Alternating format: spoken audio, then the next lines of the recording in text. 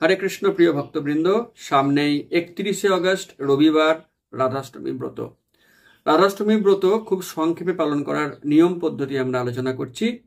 অন্ততপক্ষে ওই দিন বেলা 12টা পর্যন্ত উপবাস করতে হবে, নির্জলা হলেই ভালো।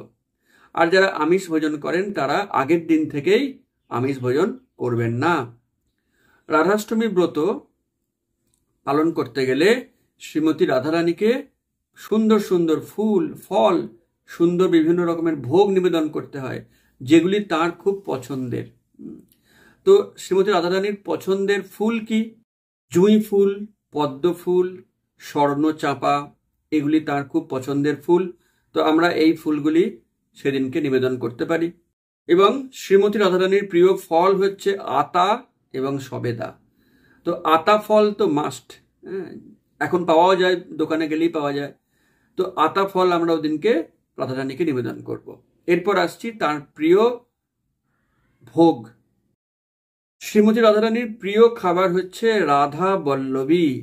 নাম থেকেই বুঝতে পারা যাচ্ছে রাধারানীর নামে নাম। তো রাধা বল্লভী আমরা নিবেদন করব। এবং গাঁটি কচু, গাঁটি কচুর বিভিন্ন রকম রেসিপি করতে পারা যায়। তো গাঁটি কচুর একাধিক রেসিপি আমরা নিবেদন করতে পারি।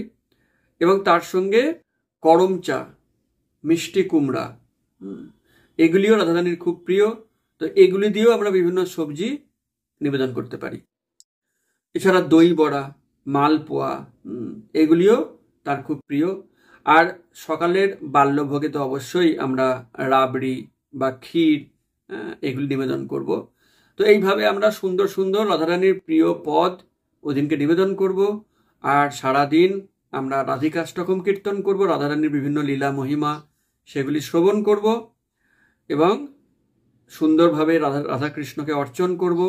সুন্দর ফুলের মালা পরিয়ে, জুঁই ফুল ইত্যাদি ফুলের মালা পরিয়ে আরতি করব। বেলা 12টার পর আমরা যে কোনো প্রসাদ পেতে পারি। কেউ অনুকল্প পান, তার ইচ্ছা। আবার কেউ চাইলে অন্ন, ডাল, সবজি পেতে পারেন।